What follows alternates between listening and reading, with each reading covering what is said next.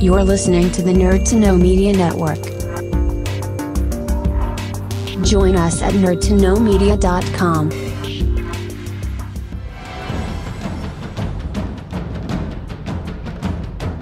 Broadcasting from the Blanchardstown Centre, this is Phoenix FM. This is 92.5 Phoenix FM, community radio for Dublin 15.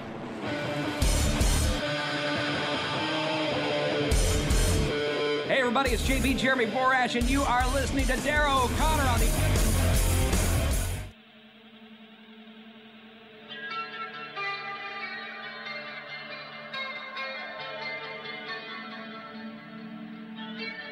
Welcome to the Wrestling Rewind, the only wrestling podcast by fans who don't hate wrestling.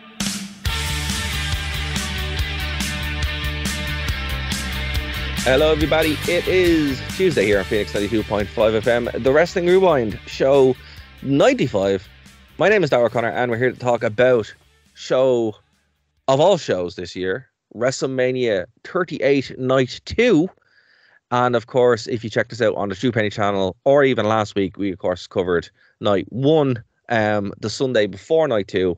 So it's been about a week since the show was off or finished up, and we have thoughts and opinions. I am not alone. I am joined by the one, the only, the undefeated 1-0, Mr. Martin Hardy. Martin, how are you? Well, I'll be honest with you. Given the intro you've given me, and you know my ability and propensity for violence, I don't agree with you calling this the show of the year. Not only is it February, it's not even the show of the first quarter of the year. I said show of shows, not show of the year. Oh, did you? It's WrestleMania, the showcase of the Immortals. It's where I was the one who was hungover. I know, right? For all our listeners here who have been privy to it, Dara, our band dad, or the great leader of several bands actually, is feeling a little bit worse for wear today. But yeah, even though it's 10:30 at night, he has soldiered on because he knows ye all need to know our views on WrestleMania. It's important. These things matter. It was funny actually. We were gigging last night, and obviously my bass player is a big wrestling fan as well, But one of the lads down there was like, so. Hands me a point and he's like, what do you think of WrestleMania? I was just like, have you got 3 hours? Yeah. I was like, I do a podcast. You can just listen to that. So yeah, we were talking about WrestleMania last night for a while. So I can't even escape it, even when I do music stuff. So, I mean, if people do want to check out my music, you can go on Horrenda and check it out. Just, And what's the other band? Aborted Earth. But the merch is harder to get there. Buy Horrenda merch. We have tons of it. We have mouths to feed. do you ever find with the wrestling fandom that it sort of takes over in different ways? I find sometimes that no matter what somebody's talking about, and they go, yeah, what do you think? I go, God, I actually know what you mean. It's kind of like, and then the only example I can think of is a wrestling example.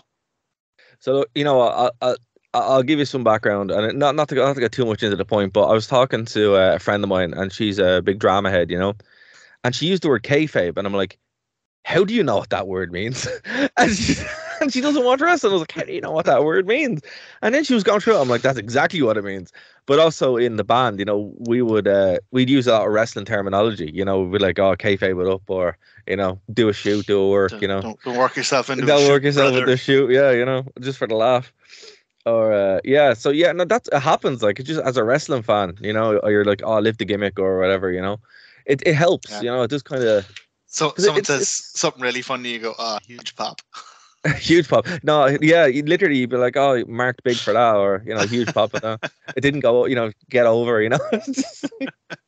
Wrestling's so stupid. I love it though. We love it. That's what we do a podcast about shows that are usually 20 years ago. And we will get back to that next week. We are almost through our WWE timeline, but we had to talk about WrestleMania because Night 1 was great. And we spent 2 hours talking about it. Night 2, I think I was talking to Ian McWilliams actually, who's from Phoenix Femme at Dark Tranquility on Wednesday. And he and myself have a bit of a different opinion on it. He didn't really like the show. So shout out to Ian, who does work on the station. And Yeah, I was surprised by that because I actually really like night two. I probably fall between the two of you. So I thought night two was kind of a mirror image of night one. Because do you remember we In were a lot of talking? ways. Yeah. You remember we were talking about night one, and we were saying, 'cause, it really didn't kick off till like halfway through the bloody show, like until Yeah. it got to the Becky match was when it actually really kicked off. For night one, Night, yeah. night two, I thought night two started an absolute banger, and I was Yes. like, holy hell, they've broken this, second night WrestleMania isn't as good thing.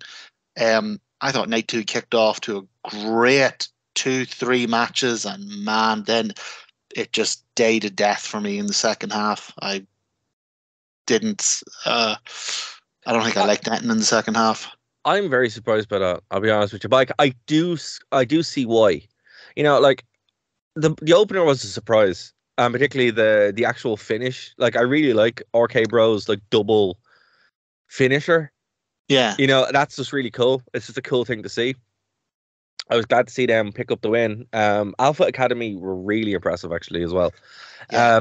Bobo was too busy thinking about golf, so he didn't. Obviously. Yeah, but it was. I mean, like we went over that in the preview. It was surprising how it's much not they did. Here, man, 6 minutes. I was thinking 2-3 at the most. And it wasn't a squash either. Bobo actually looked good. He did, and in a maybe not a competitive match, but No, certainly competitive's not the word I'd use. Here he got almost up for a couple of moves that you wouldn't think you could get almost up for.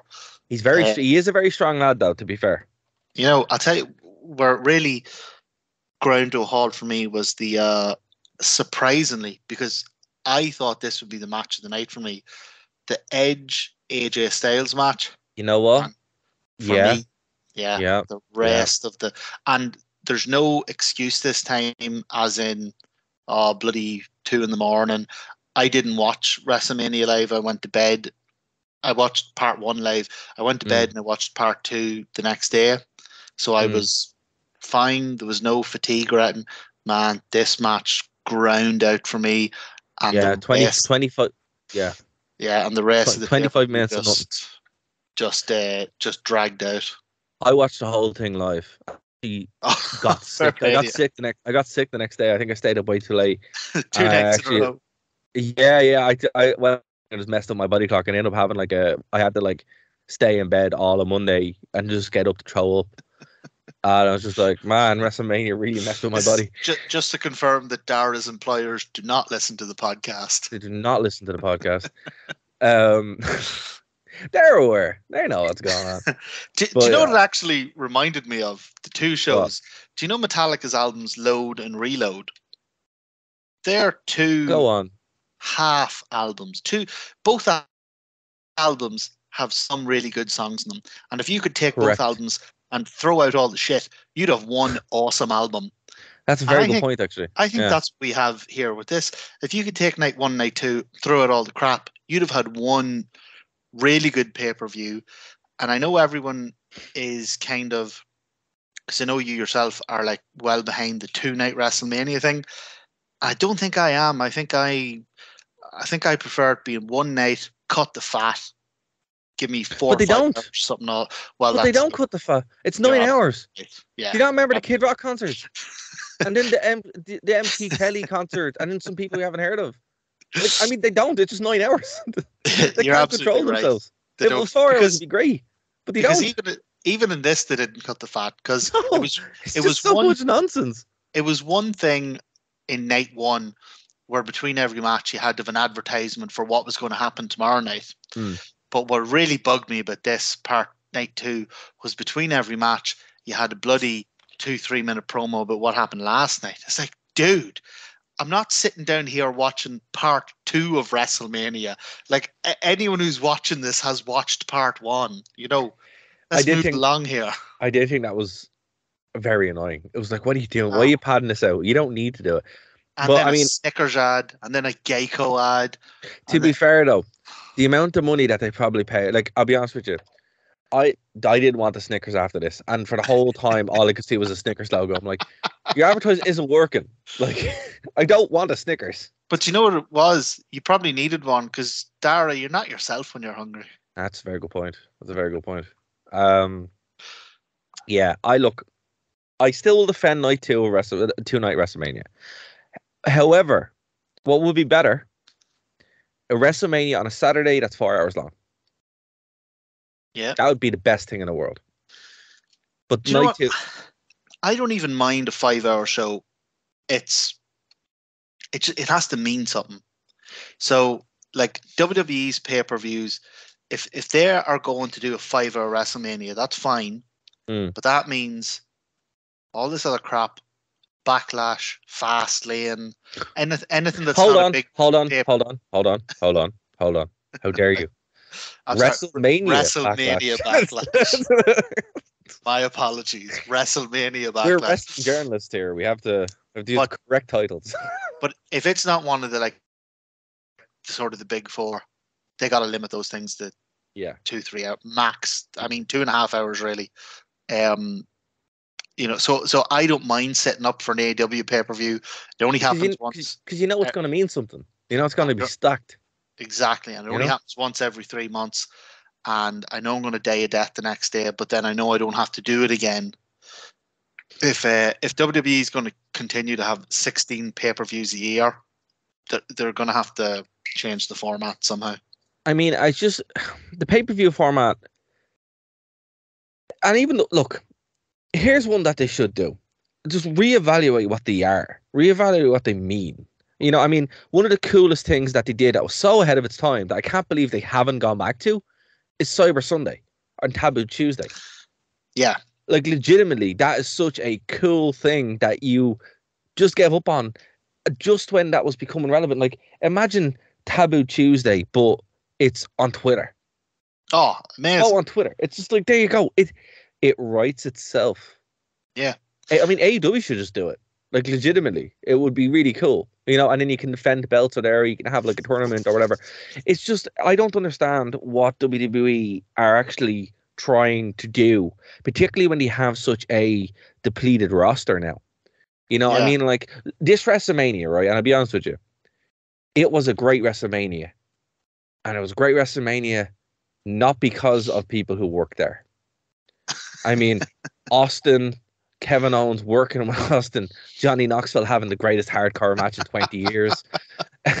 Like, these are not, you can't build a company around these people, right? Like, what are you doing? You know, it's so stupid. So, I mean, this was an indictment. Like, it was great, but it's an indictment because it's like, you have nobody. These storylines can't continue. But it's kind of bad that we were talking about it is that, it was when the full-time gays come on that the show really slowed down. The show really slowed down. Yeah. It was like, Edge and AJ Styles should have had a great match. Oh my! I can't believe and it just wasn't. I mean, we'll get to it, but I just can't believe that. But I mean, that was when we had like flagged as like a potential good match. We didn't even talk about it that much because we were just like, oh yeah, that's in the bag. That'll be a good match. Yeah. Even if WrestleMania's crap, I'll skip through and watch the Edge AJ Styles match. I mean, but you see this thing where they have like 16 pay-per-views a year now. That's a hangover from the Monday Night Wars. Yeah. You know, where WCW started going to monthly pay-per-views, and then WWE did monthly pay-per-views, and then obviously they had their other deals with Saudi Arabia and whatever. But you'd think now that at some point in the 20-year intervening period when WCW was gone, and when they came up with the network where people were paying a monthly subscription anyway, you think they'd have pared back the pay-per-views and, you know, made, like, I'm not even talking doing what AEW do where you only have 4 of them. Pare back to, say, 8. Do them every 6 weeks, something like that, you know? But I mean, right, you have your big 4, right? You have your big 4. And then you pick, like, the first thing to go is the match ones. There should be no pay-per-view called Hell in a Cell. That is stupid. That's just ridiculous. It does a disservice to everything. It does a disservice to the gimmick. Does a disservice to like the notion of a pay-per-view. It's just everything about having a Hell in a Cell pay-per-view is wrong. This doesn't make sense. It should be a feud ender. The same with TLC. and all those other match ones. So I mean, you take those out, there you go. What, that's 5 gone already. And then you bring back in with like Survivor Series could just be War Games. Make it mean something, right? Or You know? Survivor Series could even be part of War Games. Like have a Survivor Series match during the night, have a couple of, and then the final match of the night is a War Games match. Yeah. I mean, this is not hard. Like, no, this is not hard. Like, how are people who are getting paid thousands not able to just do this? Here's the thing. Crazy. Here's the thing with WWE. Over the past couple of years, they have acted like the most reprehensible, despicable company in the world. As a company, we need to be clear. As a company, yeah, they have fired people who have contracts. They've fired people in the middle of a pandemic when they had nowhere else to go. They've treated their own employees horrendously. Right? They have suffered not one penny of a financial consequences. They will eventually, though. They will. No, but my point is that if they can do all that and get away with it, nobody is going to cancel the network because they're cutting down to 8 pay-per-views a year. You know, I mean, look, it's not going to happen. We don't even watch the pay-per-views most of the time. We only watch the big 4, and then we watch it for WCW. I mean, the network gets more use now because we do this show where we cover shows from 20 years ago than the current product. The current product's terrible. It's like even bad WCW is great in comparison. It makes it look like the Mona Lisa. I mean, that Mona Lisa is painted by, you know, someone who never seen a painting before, but still, you know, painted by someone who's having the Mona Lisa described to exactly them. Badly over the phone. But I mean, look, if WWE were to really reevaluate, you know, they could look and go, right, well, I do think Cyber Sunday or Taboo Tuesday would be the coolest thing ever because it's so perfect. You know, it's perfect. But again, I think WWE as a company are just completely out of touch. This WrestleMania shows it in stark contrast where you're like, it's great until the current people show up and then it's terrible. I'll tell you what, man, though. And it ends with Roman Reigns holding both belts after being injured. He's legit injured. And you're like, gonna get. Oh wow, okay. So what does this mean? we're gonna get to that end of that. What does this mean? But do you know what? Just hit me there. I bloody love your I love the idea of bringing back Cyber Sunday. Do you know what I think? Make it even more unpredictable. Bring back Cyber Sunday in Saudi Arabia. That would be cool. Bang. See what the Saudis think. And make it legit. Like put it on Twitter. Legit. Have it like a live. Yeah. You know, like so people can actually track the responses coming in. Now, I know why they got rid of it, because it's very hard to book 3 matches. You know, but still, it's such a cool, like, I mean, yeah, cut it down to 8 and then have it as one of your Saudi shows where stuff happens. It'd be cool. Or have a wrestling company full of workers who that's true, can be told, you know, like, let's not forget, Booker T went out and did, he had 3 matches on a pay-per-view one time. That was Randy Orton. Match. No, it was Randy Orton and Triple H. Triple H. No, there was 100%. It was WCW. Oh yeah, Booker T went out and he didn't even. There was something happened in the main event, and they just told him to go out, and him and who was it? Jarrett. Was it Jarrett? Yeah, it was. Jarrett went out and had a match on the fly. Like, that's a worker. Man, with Booker T, he really was unreal. You know, so underrated. But here's the thing. With that, if they were to bring back Cyber Sunday, they can't have BS like Falls Count Anywhere, Hardcore, or No DQ. They're the same match. No rules. The same match. Chicago Street, Philadelphia Street Fight, Connecticut Street Fight. I mean, no, like if they're going to bring it back, like actually make it like again, even though those shows weren't great, I'll be honest with you, whenever I play the 2K games, I always have it in my universe mode because I just think it's a great gimmick. Someone always makes it. Like, people agree with me because it's always a pay-per-view that's made every time it comes out. Fans, so the one thing wrestling has over sport, over theatre, over television is that fans are a part of the show. Yeah. Now, they're not as big a part as they sometimes like to be. sometimes fans take over the show in a way that, you know, whether it's what or beach balls or by the way, whatever. You know what I'm really glad people don't remember? What? What? Don't What? don't remind them. Yeah, no, like that was one thing. The whole lot. I'm like, oh my god, they don't remember it. It's finally gone. It only took 20 years. What was it? They said they tried to do gone. the What chant a couple of weeks ago on Eddie Kingston, and Eddie Kingston said Stone Cold's not here tonight, and that killed it dead. Yeah, like, thank God. Like it was just it's one of the worst things. I actually forgot about it, and then I was watching somebody review Shut Your Mouth, and Austin does the whole what, and I'm like, oh my god, it's really annoying.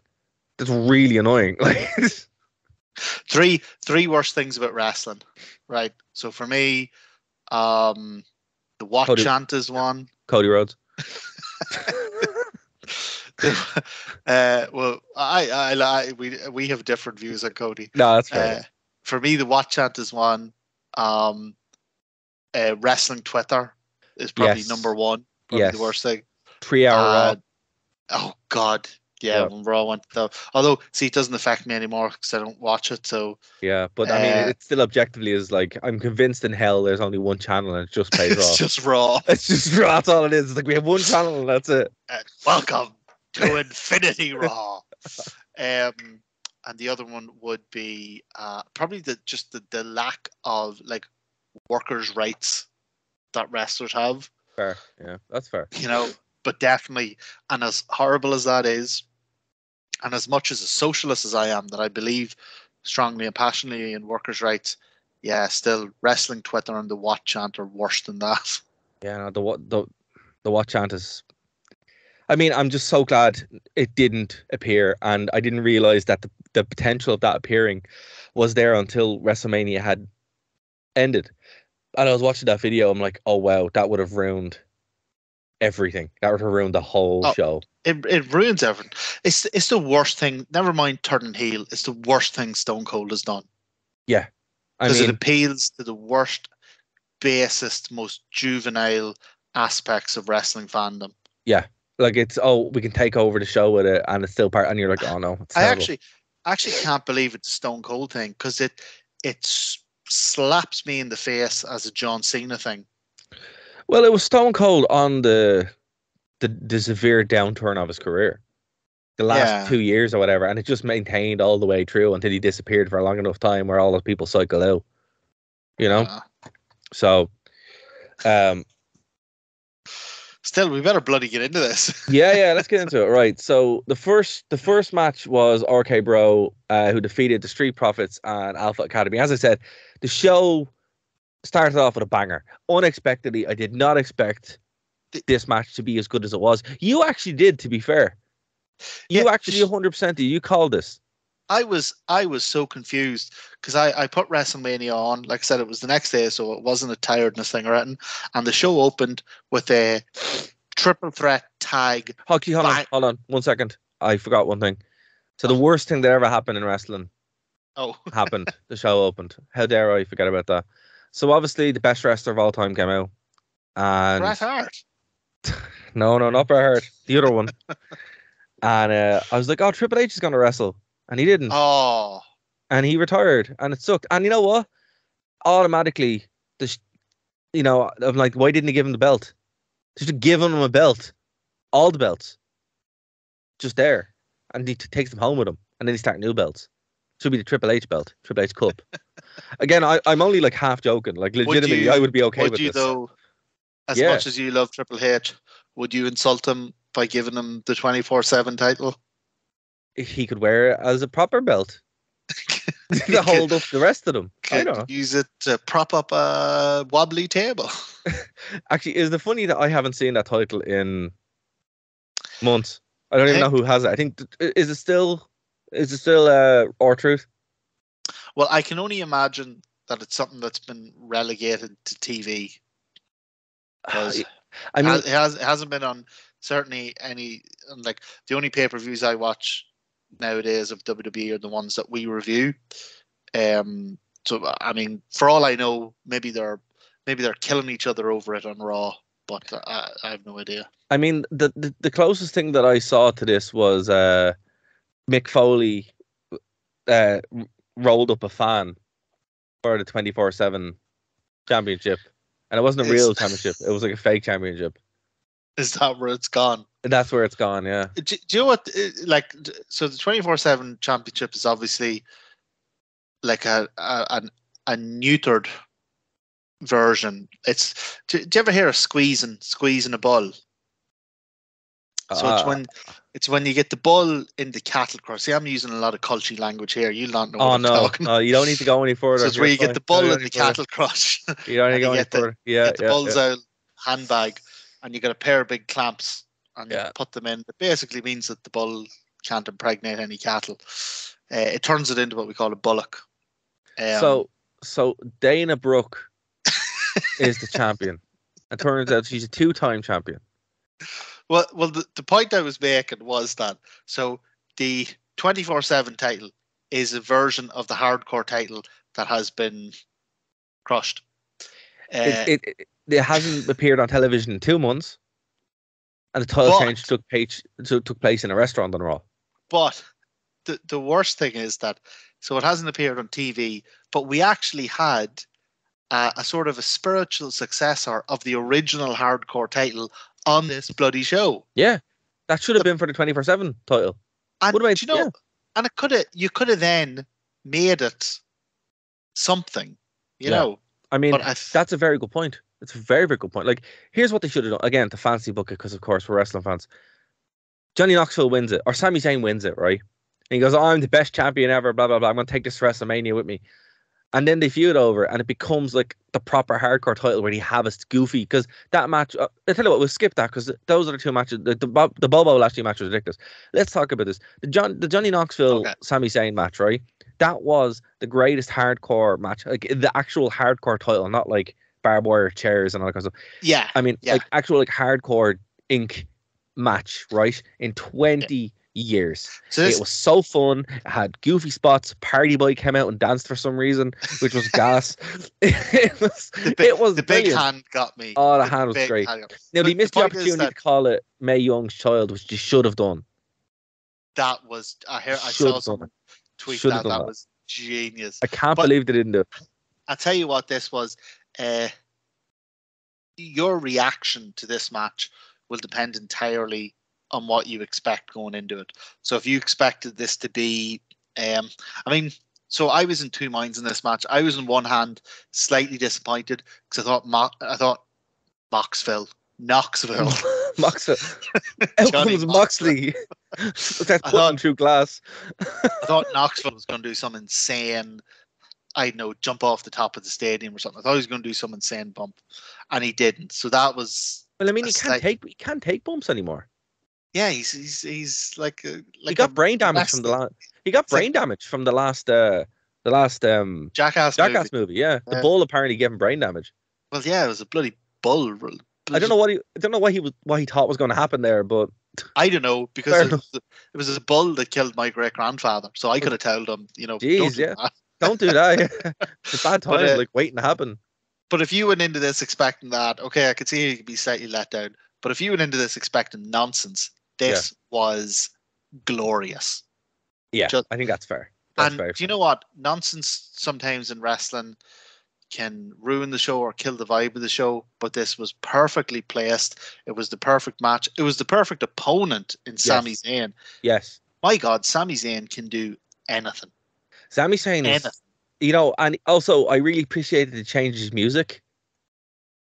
Yeah, which really like got under my skin, like irrationally got under my skin, to the point that I just be like, oh, I hate this. And now that I don't know why, I just hate ska. I think it's the trumpets, man. I'm like, what are you doing? Stop, sort your life out, like sorry. I just there's me slowly putting my trumpet back in its box and locking it away, knowing I'll never be a member of Horrenda. We're not a ska band, to be fair. It's I don't think we're going there. I bet you I could death metal a trumpet. I'd imagine you would, yeah. Just put it through a pedal and you're good to go, But I'm talking about a normal trumpet, with no effects. But anyway, that was the big problem I had with Sami Zayn. I was like, oh, this, I hate this. But now I love this new kind of conspiracy character. I think it gives him a lot more range, and he's able to kind of do a lot more. Because I think Sami Zayn got caught in this like weird holding pattern for ages, where when he wasn't feuding with Kevin Owens, people didn't really care, and he went off and kind of went a bit mad, and he's just gas. And just doing this Johnny Knoxville thing has been the most entertaining thing about wrestling in WWE. I'll tell you what Sami Zayn, and look, not for me to tell Sami Zayn what to do, but and I'm sure he's more than aware of this already, but Sami Zayn doing a version of Jericho in WCW. Do you remember when he was going through his conspiracy thing? Yeah. That was the highlight of those shows. And Yeah, Sami for sure. Zayn could properly pull that off, like not just as a goofy tribute. He could properly do that. I think it just shows how like again, Sami Zayn, like it's been annoying because I think his WWE run and include NXT, hasn't been great. No, like he hasn't really done any. Like Kevin Owens obviously is, he headlined WrestleMania. It's because he was going to leave the bloody company. Yeah, but I mean, like Sami Zayn, like it's like if he wasn't doing this, he probably wouldn't be doing anything. But yeah, well, I mean, look at that card. Like, where would they have put Sami Zayn? But you know what? It's something they've had for years with him. Like, so Triple H knew how to book him in NXT. But that's because he's Triple H, the game. Well, they took him up to the main roster, and because he's not 6'8" and 280 pounds or whatever, he's been so underutilized. But you know what's cool though, right? Like as I said, this show from top to bottom felt like an Attitude Era show, and I don't mean that in a pejorative sense. I mean everything kind of felt like, obviously because it had Austin, Triple H, and Undertaker heavily featured. It was like, well, okay, there's the nostalgia going through it, but I mean, everything kind of felt appropriate, if that makes sense. It had this like weird ebb and flow that the shows just don't have nowadays. Do you know what? I would absolutely have agreed with you on night one. It's like, so if you think about it, we talked about night one that when you break it down match by match, it wasn't actually great. But when you consider the show overall, like the whole thing flowed really well. It was a really good show. I didn't get this with night two at all. This is what I'm getting at, right? So it did until this match ended, right? And then the cracks start forming because it took over. It stopped being like that and became modern WWE. Yeah. Even to the McMahon stuff, which had Austin, that was great. But the actual, so what follow me here, right? It kind of felt like that at the beginning. I mean, the Johnny Knoxville kind of Sami Zayn thing was 100% prime Attitude Era nonsense, right? and then it just kind of became modern WWE, like with a crash. And that ebb and flow that was throughout the first night was gone. And even the way they booked the beginning of the show, it was like, okay, whatever. They got it back at bits. I think when Austin came out again, that was the peak of the show. But because they leaned so heavy into, like, I think that's Sheamus stuff, and I love Sheamus. That New Day, it's terrible.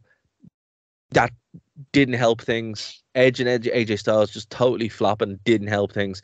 And then the main event completely just killed the whole night too. Oh man, completely killed it. Yeah.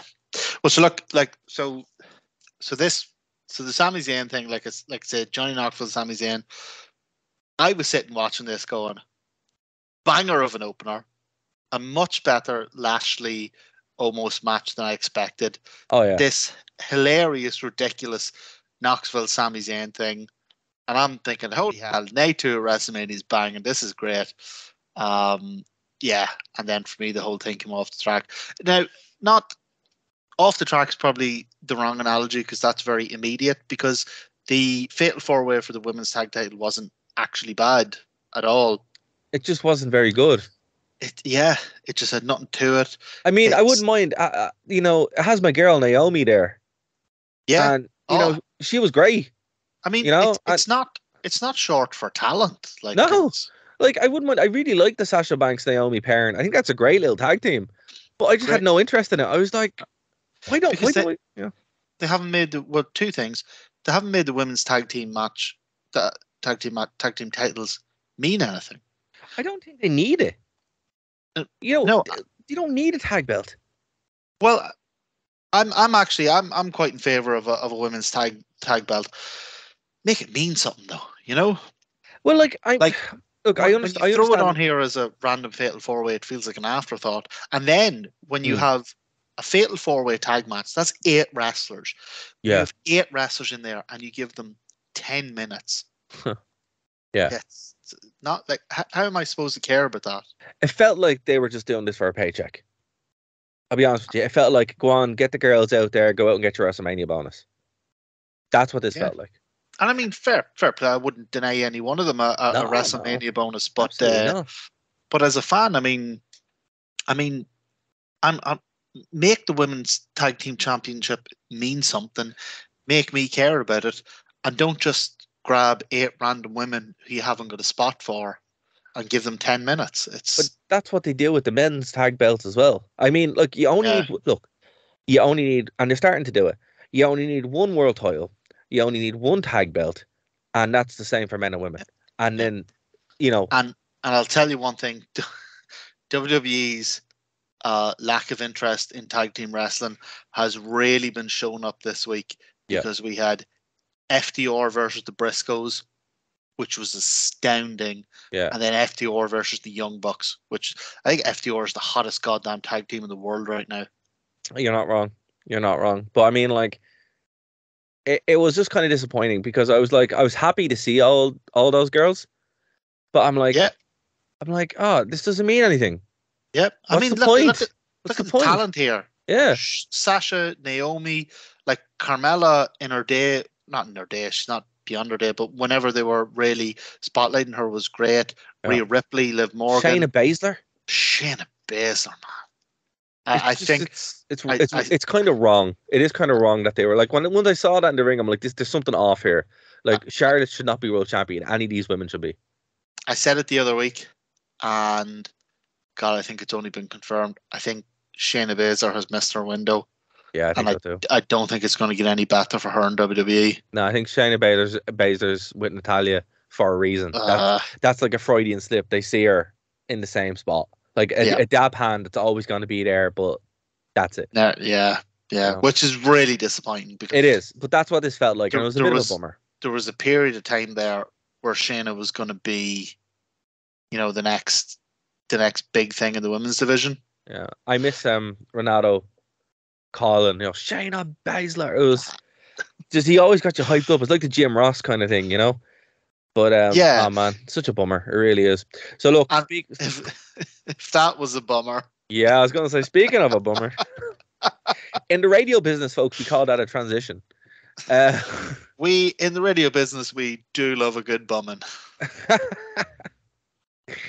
So, Edge and AJ Styles, what should have been a sure thing, lockdown, happy to go, bet the house that it's going to be a good match, turned out to be one of the most boring things I have ever watched in my life.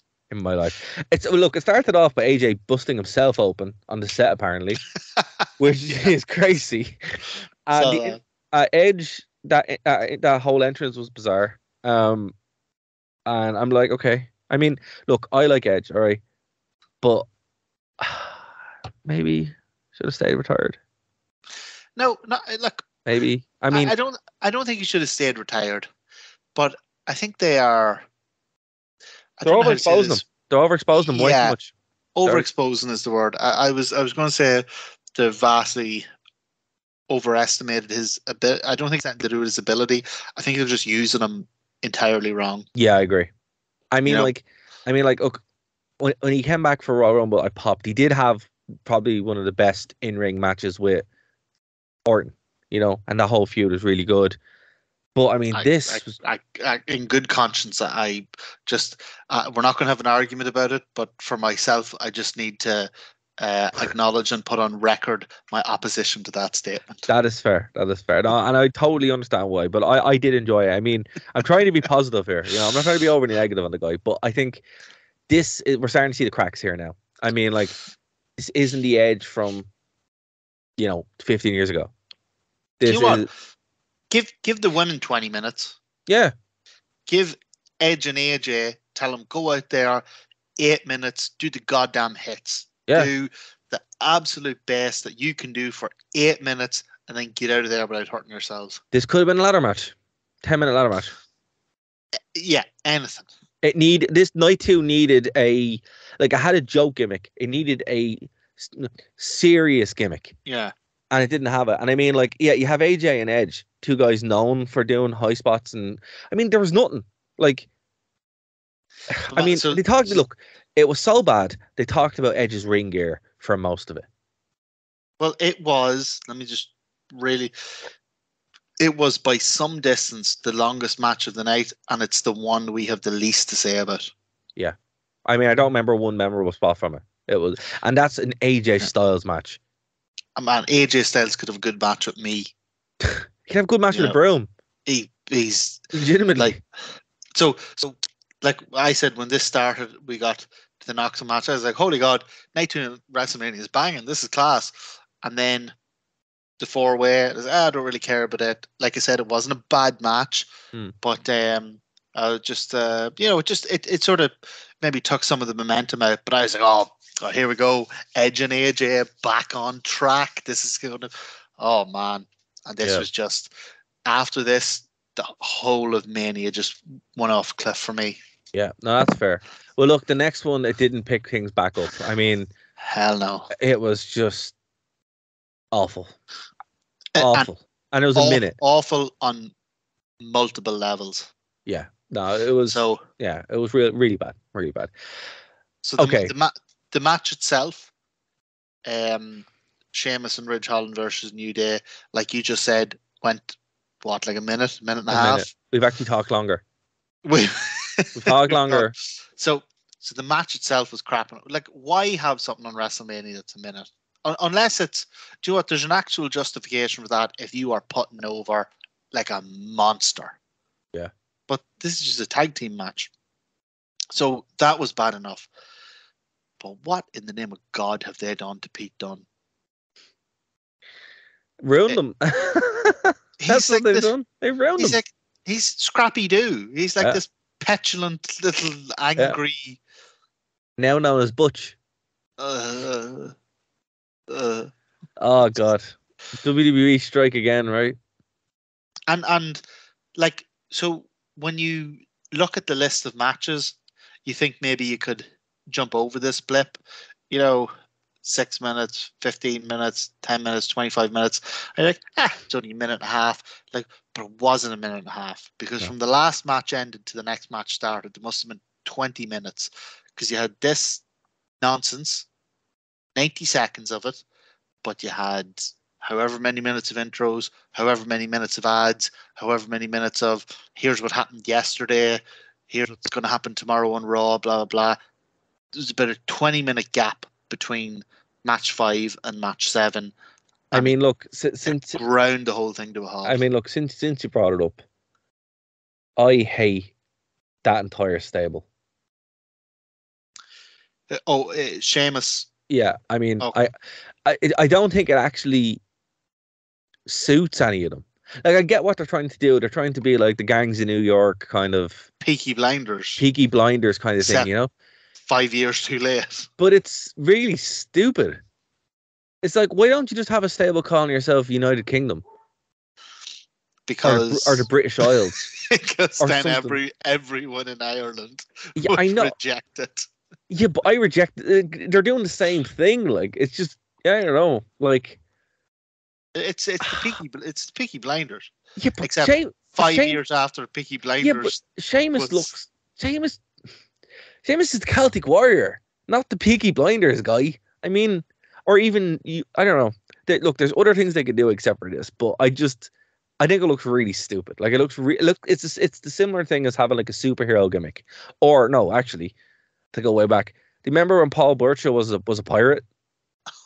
But that was actually good. Yeah, I know, but it looks so out of place, and this is the same kind of thing. It's like, what are you doing? How did you think this was a good idea? We're going backwards in time, not forwards. It's wild. For like, so I'm the same with you. I don't like the gimmick at all, but at least for Sheamus, it felt like a kind of a progression.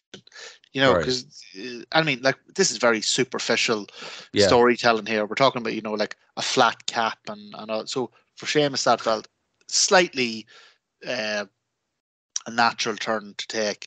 Yeah. For Ridge Holland, Yeah, it's weird. it was just weird. And Very then weird. out of nowhere, Pete Dunne is now Butch. So, funny story. And Scrappy Doo. And true story. So, according to the Sportser, you know where WWE got the name Butch? You're confident the Sportser is a true story? Well, this is I can only go on the sources that I have. All right, let's go. Alfalfa, the Rascals. It's been confirmed by Fightful as well. That's where they got Butch from. Yeah, so let's see. According to a report by Fightful, a different source, a former WWE talent, told them that the name actually comes from an old television show. Butch was the character from The Little Rascals, the old black and white sitcom version of the character. The character was known as a bully on the show who always tried to beat up one of the main characters named Alfalfa. Oh, I thought that's the gimmick. Was... I thought it was just because of the DM boots and the straps that appeared to be a dominant lesbian. I mean, that is when you type Butch into Google, which I did. That was actually what came up first, and then I typed in WWE. So, there you go. Yep. Well, that was match 6. WWE 2022 current product. Holy hell, ladies and gentlemen. But like, I know we're going to move on, but very quickly, we have now talked 4 times the length of the match. Easily. So this is not going to be a discussion. This is just a very quick statement I want to make. Like, genuinely, can we just have a moment's silence for what was an amazing, like, Pete Dunne was an awesome character, a terrific, like a real grounded, solid, dirty, you know, that Brit Rest kind of strong style wrestling, awesome. And I, my God, WWE creative strikes again. But they've struck against their own bloody creative. They always do. They always do. So, like, I mean, right, we'll move on to the next match. But I mean, what they've done to, even in the last week, what they've done to Imperium, just... Oh, stop. That's even worse again. Oh, mother of God. Right. Okay. So, look, I want to say this. Pat McAfee, we're big fans of him, right? I like him, yeah. Yeah, I think he's great. I was happy that he had his WrestleMania moment. I think he put on a pretty good performance, actually, with Austin Theory. The stuff with McMahon was unexpected, but also not. I really enjoyed when Austin came out. I thought the McMahon thing was weird, but like the most obvious thing in the world was when Austin came out and did the whole thing. Could it have been shorter? Yeah. Did it go on for a little bit too long? Yeah. I don't think McMahon should have won the match. I think Austin should have come out and broke it up a lot sooner. Yeah, I wouldn't have pinned McMahon, but I would have had it be, just a schmoz. Just a schmoz finish. Look, it's WWE. The rules don't matter. Just have Austin come out and the referee roll out of the ring. Yeah, you know, or Austin, or there's a ref bump, and the ref bump lasts 4 minutes for some reason. By the time Austin hits the stunner and starts drinking beer, nobody's going to go, oh, but what was the finish? Yeah, nobody cares. Yeah. Like, the minute the glass hit, that was it. I mean, this kind of it did a lot. It didn't do damage, obviously, because Pat McAfee is Teflon, but it rubbed me the wrong way a little bit. You know what I mean? I was it did some damage for me. Yeah. So Nate won. I was looking at Austin going, "Oh, that boy has a wee bit more left in him." Right.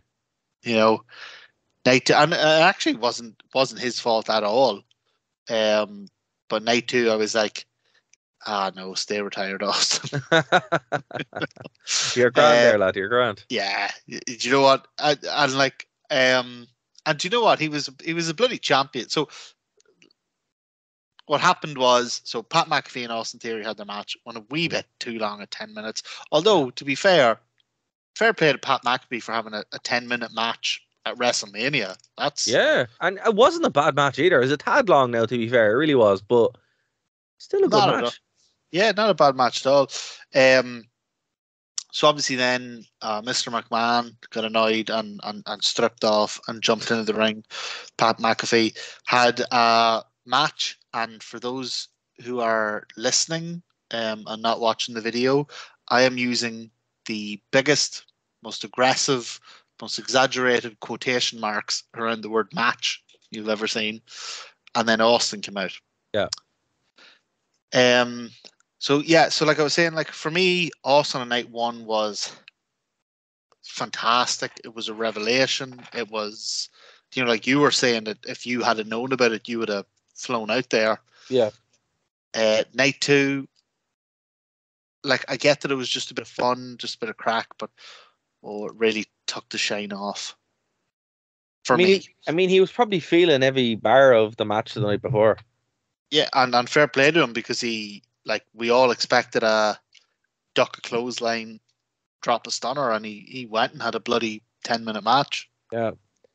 I mean, like, I think it's safe to say that he won't be having matches every night on SmackDown now, No, but, I think, but I think he's so done. I think now that we've addressed the match and the lead up, I think it's time to address the GIF. What Which about is- that stunner? I mean, if he had taken it properly, it would have been ill-fitting. I think the last stunner that he ever gets Oh, is it's appropriate. heartbreaking. No, because his first stunner was equally as bad. Yes, that's fair. Yeah, that So, was I the mean- one where he kind of like collapsed over him. Yeah, so I mean, it was fitting, to be fair. Like, if you had taken it properly, it would have felt weird. But I think it was more appropriate that his last ever stunner is equally as bad as his first ever stunner. What would you possibly? I mean, Linda McMahon maybe, possibly the worst stunner in history. Yeah, I know. Oh, absolutely. It is the worst one ever. I mean, Austin started laughing after it. I mean, come on. When you're laughing, there's something wrong, What else? Although to be fair, it wasn't Austin's last stunner. No, McMahon's last stunner. McMahon's last stunner. Austin's last stunner was almost really good. So he hit Austin Aries with it. Pretty cool that he hit someone called Austin with it. And he went up in the air, which was Yeah, awesome. it was good. That was real good. But then he flip-flopped around. It was just really very obviously fake. Yeah, it was rock selling. It was rock selling plus. Yeah. It was it didn't really need. But look, like, I'm never going to complain about Austin popping out or whatever. I just thought maybe it was just because the night before was so unexpected and so excellent that maybe this tarnished it a wee bit. Yeah, no, I think this was more what people actually expected to happen in night one. I think that's what it was. Definitely. If You know. do you know what, actually, if you had to switch these two around, It would have been a lot better. this would have been amazing. Like, people would have expected Austin to come out and do the, like a duck a clothesline, do a stunner, and then he would have come out and had a 10-minute match, and they would have lost their minds. Yeah. But- Okay. So Here I we was go. still okay on the show at this point. I was still like, you know what? I like Pat McAfee. I got to see Austin. Got to see that terrible stunner. It was 5:30 in the morning at this point. I was like, I feel terrible, but I'm still going to stick by. And then this happened. And don't, by the way, Dara, don't you blame this on the outcome, because the outcome was crap. But if this had been a good match and Roman Reigns had won, I'd have been fine with it. This was a dung heap of a match. I mean, Alright gang, that's going to do it for the Phoenix FM segment. If you're listening to this on the podcast, the show will continue after this break. If you're not and you're listening to this on Phoenix 92.5 FM, thank you for joining us live. Go over to Nerd to Know Media right now, nerdtoknowmedia.com, and get the rest of the show. Spotify, iTunes, all that good stuff. Check it out now. We'll see you next week here on Phoenix 92.5 FM.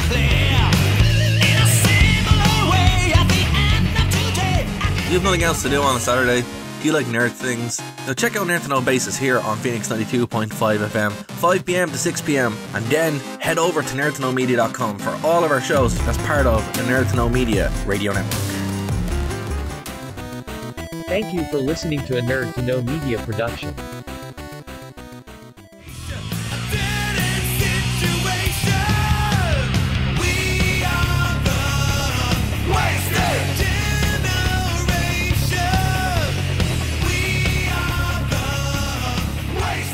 this had been a good match and Roman Reigns had won, I'd have been fine with it. This was a dung heap of a match. I mean, I don't know what people expected. A good match. Yeah, but like, it was never going to be a good match. I don't accept that. Look, the Roman Reigns is their top guy, right? And he's shown that if he's put in there with a good wrestler, he can work a good match. Yeah, they have true. Brock Lesnar, their top guy, who has shown that if he's put in there with a good wrestler, he can have a good match. Brock Lesnar had an awesome match with Finn Balor. Now, maybe the problem is that both of them can only have a good match when they're put in there with a good wrestler. Maybe that's what it could be extra. And when they were put in together, they cancelled each other out. But this was the main event of WrestleMania. They had hyped this up as the greatest WrestleMania match ever. This was the unification of the titles, and it was 12 minutes of dung. Yeah. Look, it's probably one of the worst matches I've ever seen at WrestleMania. And that's saying something. Right? It really is. I'm not... four or five moves. Like, the whole match was just suplex repeated, Superman punch repeated, spear repeated, and F5 repeated. Like, that was the only... There was a Kimura as well that backfired because that actually legitimately hurt Reigns. So, I mean, Reigns is legit hurt because of this. Has he been? I haven't seen any. Yeah, no, he's legit hurt. Like, you could see he popped his arm out. Like, so, I mean,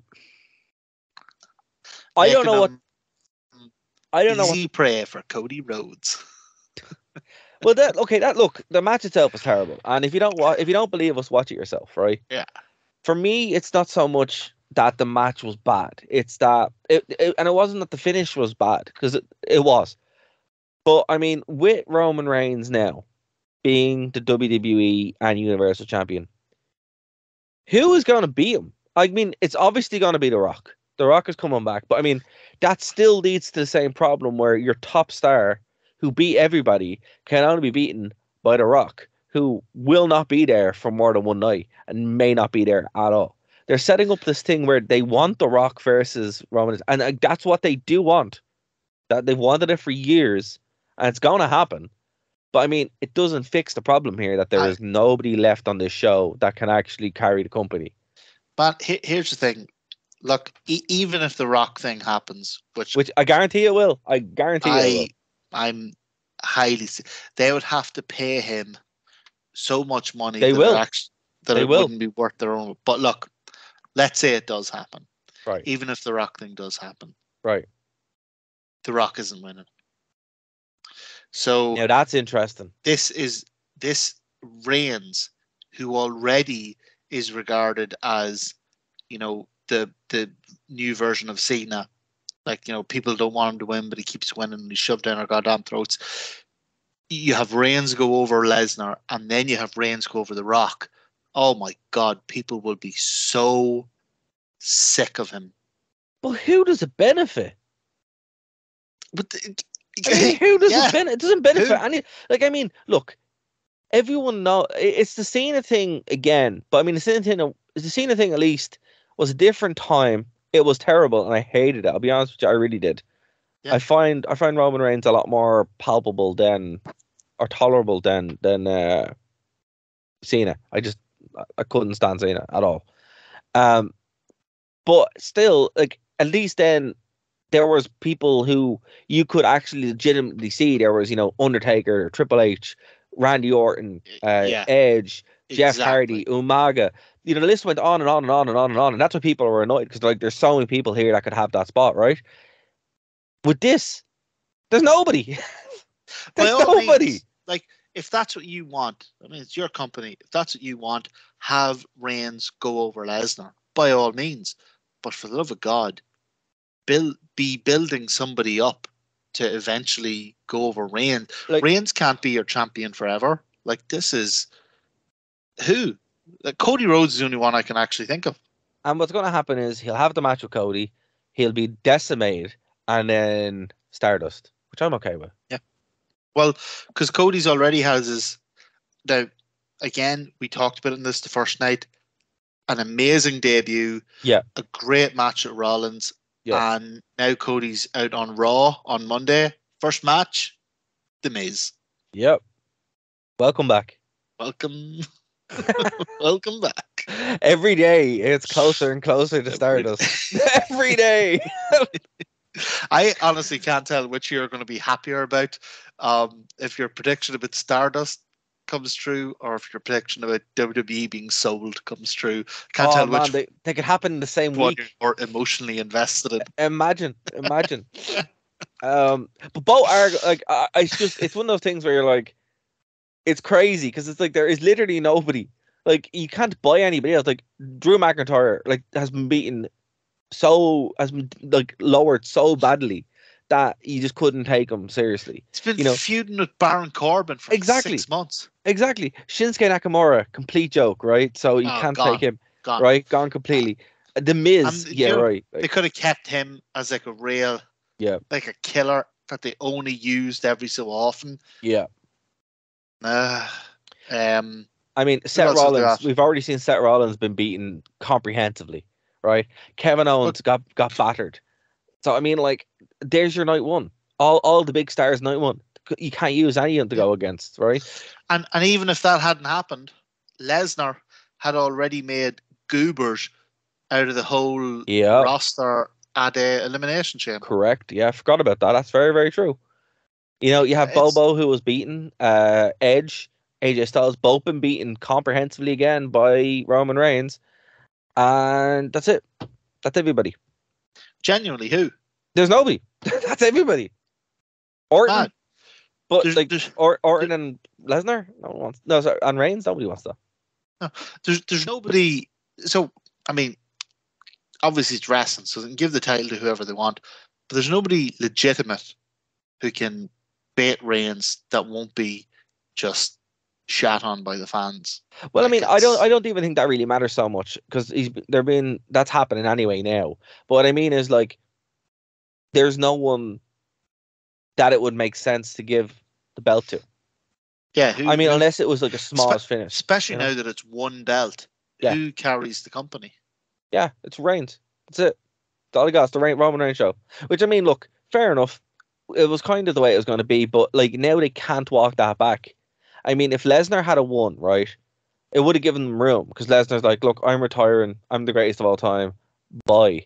Then it reopens up the playing field, so anyone can kind of scramble for it and kind of allows everybody to go for it. But now it's like that's it. Like me and you had that crack last week. To me, it made far more sense that Lesnar wins. Yeah, and walk away. Look, so the only star that they have is Cody Rhodes.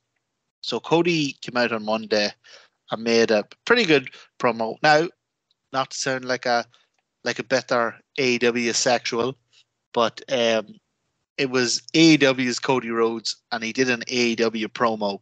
Yep. All about how his dad won the match but never won the title, and how he was going to win the title for his father. And it was actually a really good promo. So my question to you, Dara, is do you think that they'll do a long-term story here where Cody chases the title and eventually wins it, or do you think they'll feed him to Roman Reigns? Oh, they'll feed him to Roman Reigns and he'll get battered and that'll be it. Or he'll win the belt for like a day and that'll be it. He'll be like the Miz. Literally, he'll be like the Miz. It's not a good sign that his next match is against the Miz. Yeah, no. And look, I mean, if honest to God, Cody Rhodes believes that he's going to be the one to dethrone Roman Reigns, he needs to talk to someone because he's not living in the real world at all. Well, because that's just not happening in WWE. It's just not. Maybe we're preempting it because I think we'll find out a lot on Monday. Obviously, no. Look, we won't be watching it. Yeah, I do not see, like, in order to dethrone Reigns, it has to be a WWE guy, right? Which Cody isn't, right? I mean, long term, like the carry of the company. Yeah. Has to be somebody big. Cody's not big, right? It has to be someone who fits that WWE style. Cody doesn't. I mean, Cody worked in AEW and built the AEW brand around. I mean, this is why it was such a horrible thing to just walk away, because I'm like, he established what the standard in AEW was, and then just left and went back to WWE where he's not the standard. So it's just like, you know. So I think there's still a chance it'll be Cody, but a lot of it will depend on Monday. If Cody goes out and beats the living hell out of the Miz and pins him in 2 minutes, like murders him and pins him in 2 minutes, I think that'll be a statement. If Cody goes out and has a 10-minute competitive match with the Miz, it's over. I think he will. He genuinely will win the title, right? I do believe he will. He will hold it for about a month. And then be absolutely murdered. And I guarantee in his contract, he probably's like, I'll come back, but I'm winning the belt. And they're like, sure you are. Cody, sure you are. And you have a lovely title reign waiting for him, just like Kofi, just like Big E, where they'll be like, yeah, aren't you great? You won the belt. Good job. And then back you go. Yeah. But then, okay, so maybe that gets them by another month or two. Yeah. But then the same question arises. Who is it? I don't know. Who's your next star? Because, and again, I know I'm the big AEW guy, so I don't mean to keep harkening back to All Elite, but you look at the All Elite roster, there's 10 guys who could be the next world champion. Yep. Easily. And another 10 who could be the next TNT champion. And 6 teams who could be the next world champion, tag team champions. I mean, you look at WWE, and nobody. Look, the unified title is a good thing, man. I'm going to give them the props for that. That has needed to happen for a long time. Yeah. But you do that when you've built up a roster of challengers. No, I agree. I agree. I think the main thing here is when it comes down to just not having enough people. You know, they fired their biggest stars. You know, the Fiend, right? Literally, that was your big star, right? Goldberg is gone, right? Who's the big guy? These hands. What was his name? Oh, Braun Strowman. Braun Strowman. There you go. He's off controlling his own narrative. Yeah. So I mean, Jeff Hardy walked away. It's like you have nobody, and no. I mean, I do think Cody's there to win the championship. I think that's what got him back in. That was part of the deal. Now, I don't think he'll hold it for very long. I don't think it'll be very good. It will happen, but it'll be immediately undone. Because here's the thing: the important thing is if Roman Reigns loses, right? How long will WWE keep him away from the title? Yeah, I mean, it's kind of a modern version of Hogan. Like Hogan, occasionally lost the title, but he was never that far away from it, and he was never out of the sort of upper echelons of the company. Man, we were watching WCW, and nothing involving him would be there, and he'd still show up. He'd still just be there, and you're like, why are you here? You know, even WWE with Bret Hart, where he wasn't involved in it, and he goes in and steals Bret Hart's title match. He goes, I'm the champion now, and you're like, I was literally just about to say it's WrestleMania 9. Yeah, it's like, what are you doing? Like I could even see that happening again, where Cody beats him. He's having a match with say he's having a match with Finn Balor or Seth Rollins, and then Roman Reigns comes out and wins. I mean, they've done that. They've done that before with the Money in the Bank. I know you are much more of a fan of the Fiend than I was, but see if he got in the ring. Until he got in the ring, yeah, it fell apart. Let's be real. See if they had preserved that character.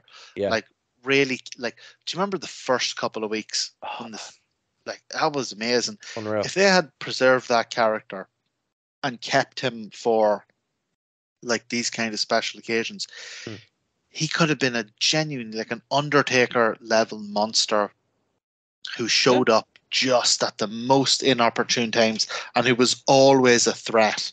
Yeah, always kind of there in the background lurking. You know, always a threat. But the thing about it was, he got over so much that they wanted to see him all the time, and that ruins that character because he's not a wrestler. You give your 6-year-old his first Big Mac and he loves it and he wants it all the time. You don't give him a Big Mac every week. I mean, like, look, Bray Wyatt was awesome until he got between those ropes. Then it all fell apart. But even then, like the Undertaker, and like any wrestling fan, I love the Undertaker. But he has shown us that you can have an amazing character and not necessarily the best in-ring stuff and still be great. Yeah, absolutely. You know? And that's not to say he hasn't had some amazing matches, but Bray Wyatt has had some bloody great in-ring matches. He's just not like someone you would count on every week to knock out a banger. You know, and I mean, I think that's what they actually started banking on. And it just completely destroyed the whole mythos that they had, the whole, vibe of what that character was. So, I mean, they haven't got someone they can just wheel out. Now, what they could do is, although then again, who's it going to be? Because well, I mean, go with me here. You know who it could be actually that I'm saying it? Go on. They take your man, Braun Breaker, from NXT, call him a Steiner. Yep. And actually, there you go. That's who you could do. It's one hand you have, and it's one guy. But I mean, he's the only one that could actually do it. Him and Cody. And they clearly have no issue bringing him up from NXT and changing his name, changing his gimmick, changing. Yeah, I mean, just look. Here's it's too good of an idea for WWE to do it. You get Cody to win the belt, right? What I would do, because I have all the power in the world, right? Right. Cody wins the belt, right? Roman Reigns starts freaking out, going, acknowledge me, blah, blah, blah. They have a match, right? Braun Breaker shows up as a Steiner, and he's like, you've had this for so long, it's my turn now. And then you have a three-way kind of feud between the three of them, and then you can rebuild your roster around that. They're not going to do that, though. They just won't. Well, I mean, I'm kind of asking and answering my own question here, but two things. So one, yes, absolutely bring Braun Breaker in as this utterly dominating, devastating force. But how do you do that? How do you do that after he's been having competitive matches with Dolph Ziggler? Now, you could just say that that's NXT and NXT isn't canon. No, you can't. No. He's not Braun Breaker. He's Braun Steiner. So, with that idea, with your idea, what I would do is I'd go one step further. I'd pay them whatever money they want to get the Steiner name, and I'd call him Braun Steiner, the genetic freak. Yeah, no, and literally have Scott Steiner come out and do his promos. It'd be unreal. Bang. It'd be unreal. Yeah. Like, just pay as much money as they want to do that. You have a star. You have Scott Steiner. It would be awesome. There you go. Now, the problem with that booking is that your name is Dara O'Connor and not Nick Khan. I know. Yeah. So as soon as we say pay him whatever he wants, Nick Khan goes, no. No. What I'll do is I'll fire them. I'll fire them. We have nobody. And I'll hire this young fella who's really good at like collegiate wrestling. Oh man, yeah, your man who kept showing up and was like, "Stop with it." I'll sign him to a 10-year developmental deal. I mean, look, on that point with WrestleMania, I mean, I get. Look, your man, fair enough. He won some medals in the Olympics that nobody watched. But it was like, all right. I mean, that doesn't help you become I know there's Kurt Angle and like Mark Henry. Yeah, but that doesn't mean that every bloody Olympian. Yeah, I mean, like, they were special because they were the first ones, and Kurt Angle really got into it. Your man doesn't seem they were good at it. Yeah, your man doesn't seem like he's in down for the crack at all. Come here. We kind of skipped over it as well. What did we skip over? No, we kind of skipped over it as well. Obviously, because like we didn't have very much to say about the match. But at the end of the Edge AJ Styles match, what do you make of the new stable with Edge and Archer? Oh, I hate it. Yeah. Which, it's like Brody like, Brody King called it when you order the House of Black on Wish.com. On Wish, that's what it felt like. I mean, if they call it like the New Brood, and then they use the Brood entrance and stuff like that, I'd actually properly pop for it because I'm like, come on, you have to. It's Brood. It's like, I mean, and it's so sense, cheap. Like Edge going from the member to the leader of the Brood. And... Yeah, I mean, that would be legitimately cool. And if they do that, I'll totally take it back. But I'm like, as it was presented on that show, I was like, I hate this. So I hope they do properly go into the Brood. And I mean, they did that. And like you say, I know it sounds like I don't, but I genuinely love Edge. But they did that stupid overacting thing he does, where the two of them looked at each other and did like really panto evil smiles. Yeah, it was not good. But here's the thing, though, right? Edge did that in the Brood as well, so I do think they're setting up for it. But if they are going to do it, they need to actually go full tilt into it. The bloodbaths, the fire, the intro. Get some other lad there to be the third member, and it'll be great. Gangrel. I would. You have no idea how much I'd mark for Gangrel. Like, I'd bring Gangrel back. He can't though. He's properly old though. But he doesn't have to get in the ring. He'd be like what, Conan? Would you have Conan out doing the promos? But Jake the Snake to Lance Archer. Yeah, I know, but I mean, if you have Edge as the leader, exactly. Like, yeah. But so you can't really have two leaders, can you? Well, I mean, Edge can be like the in-ring guy, and like they can be talking about. Maybe it's a bad example, but the Dark Order talked about like the what was it called? The leader, the higher power, the higher powers coming, blah blah, and it was Brody Lee. Although, like I said, maybe that's a bad example because Brody Lee actually could get in the ring and go. But here's what you could do, actually, right? You're like, Edge comes out and he's like, and he might actually do it. And he's like, right, comes out, and then they do the whole Gangrel re-debut, right? Edge attacks him and he goes, I'm the leader now. And in that way, you still get over it. And I'd actually bring in Kevin Thorne. Because Kevin Thorne was supposed to be in that feud anyway. And he does the vampire thing. He could bring back Shelly Martinez or whatever. But I mean, like, they probably have somebody in developmental that they could just slap a vampire gimmick on. Yeah. And send them in. And I mean, like... Vampiro too. But they have a Human Torch match. Oh, man. I love it. But anyway, no, I'm glad you brought it up, man. I totally spaced on that because the match was not good. But, like, look, final word on it. If it becomes the Brood, and I mean with the proper music and the thing, I will be all over it. I'll buy a rake of t-shirts. I'll be all over it. Because I'm like, and I don't care if it's good. I just like the Brood. And I don't care what it is, you know? Put a sticker on anything. You know, even if Cody Rhodes becomes a member of the Brood, I'll love Cody again. Joe what? And I say this as someone with a long and illustrated history of anti-WWE sentiment. If they become the Brood, fair enough. If they hang someone in the Hell in a Cell, I'll buy a t-shirt. I'll buy a t-shirt. I mean, they didn't do that. It was Undertaker that did that to Big Boss. No, the Brood came down and they helped though. That was the corporate ministry, not the Brood. Oh, the ministry. It wasn't. But it was the Brood though, wasn't it? Yeah, but they were just being floozies for the corporate ministry at that point. Well, they came down and they cut the hole in the cell and they dropped the rope. They did, down, but they were doing the bidding though of the Undertaker. They weren't like rogue assets. They weren't just being vampires. You know what? Actually, you know what we're gonna do? We're gonna like look at that properly on this show. We're gonna look at that whole weird time period, of corporate ministry, because that was a weird time period that I want to go back and watch from start to finish. Bizarre. So, actually, that's the next thing we're doing. After we finish our WCW thing, we're gonna look at the time frame of the corporate ministry Brood, because that's a weird time frame. That was so controversial, that thing with the hanging of the boss man.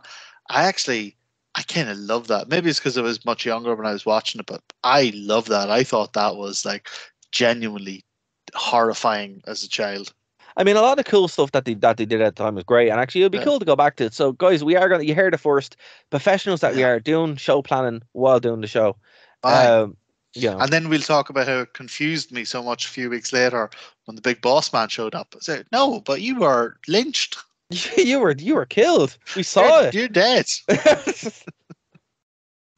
Oh man, no, that's gonna be a good time looking at that. But guys, we are gonna wrap up because we've gone about 90 minutes, so that was shorter than night one. So I think it's fair to say night one was better.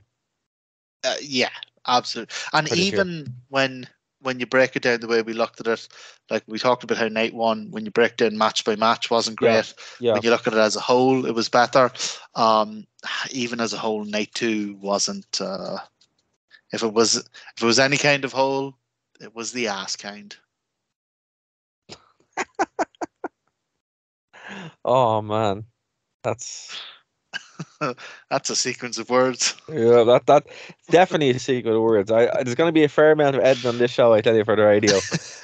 But luckily, our listeners who check out Phoenix 92.5 FM only can go over to the website, thewrestlingrewind.com, or the True Penny channel, Spotify, Near to No Media, where the show is uncut. It's fully as it is. Usually we go an hour, but sometimes we go 90 minutes, and it's all there as well. But if you are checking us out on Phoenix 92.5 FM, I want to thank you very, very much.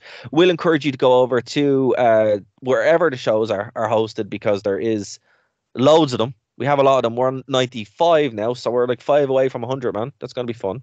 We're getting there, and we've something big planned for 100. Oh, we do. We have a huge surprise coming. It's not like GTV. We actually will deliver. It won't just be oh, what was the thing?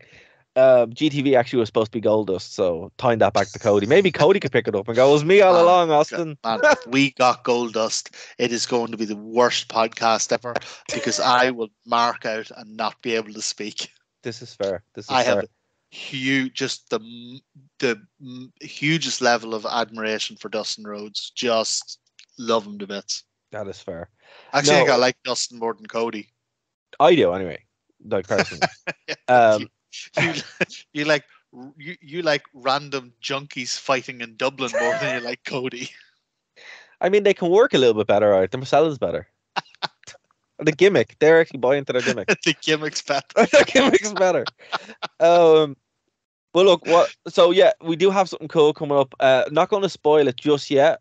So if you go to our social media, the rewind, the _ rewind on Twitter, you'll be able to find what we're going to talk about. We'll kind of drop some hints as we're going through. Next week we're going to go back to WCW. Looking forward to it. We're nearly getting to the end of our timeline though, so there's only 3 or 4 pay-per-views left before the wheels completely fall off that show and it's gone forever, unfortunately. But Martin, is there anything you want to plug before we get out of here? Yes, I want to plug hats. So I have a big old baldy head. Very hairy chin, very hairy back, big old baldy head. And I was out helping my brother this weekend. He's building a house. Right. And, I was out helping him build his house. And my big old baldy head got burnt to a goddamn cinder. And you're ginger as well, so... And I'm ginger. Yeah. It's sitting here right now. If you threw an egg on it, it would fry.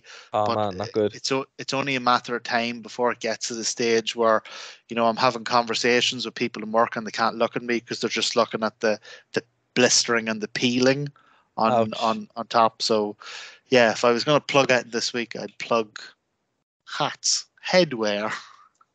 I mean, yeah. Buy a hat. You should always buy a hat anyway if you're Irish and pale, because the sun is not your friend. No, definitely. It's really not. Who the hell?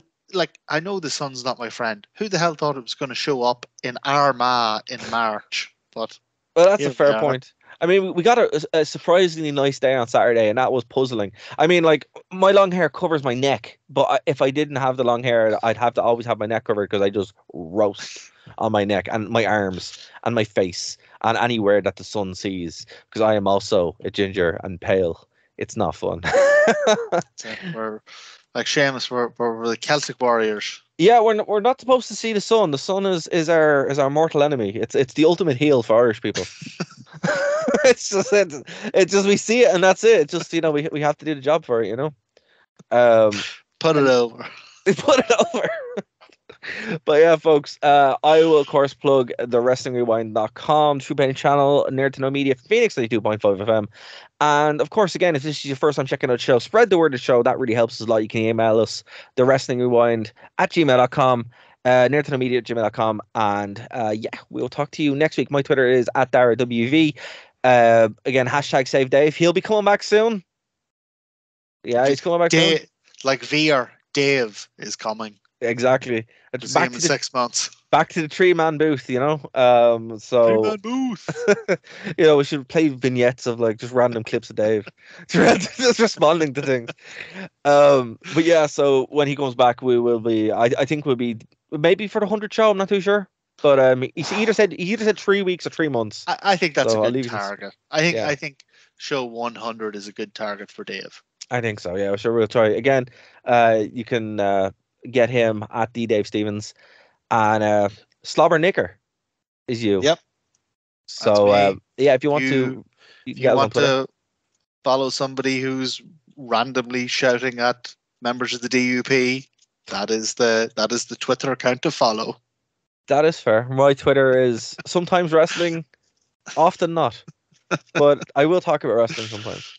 It's, you know what it usually is? It's usually PSP hacks, to be fair. I'm a big fan of the old PSP hacks. That's pretty good, though. Yeah, I mean, that's a really good console, but that's a different show for a different time. But yeah, that's our Twitter. Again, if you have any show ideas, we'd love to hear from them because the show is for you guys as well. But we will be back next week. See you later, guys. Buy a hat.